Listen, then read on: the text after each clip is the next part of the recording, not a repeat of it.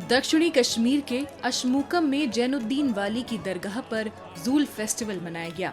ये रोशनी का त्योहार है जो बुराई पर अच्छाई की जीत का प्रतीक माना जाता है।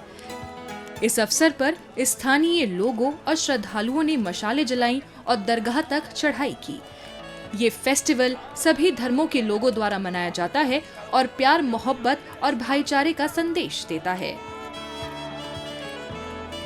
ये जूल जो है उससे पहले एक दिन शबखानी होती है यहाँ पर, जिसमें रात को जो है पूरी रात दुरूद अज़कार, खत्मातुल मुज़म्मात, तहलीलात, तस्बीहात के अलावा वाज़ो तबलीग भी हुआ करता है। पूरी रात उसमें लोग जागे रहते हैं और वाज़ो तबलीग और नात खानी वगैरह करते हैं।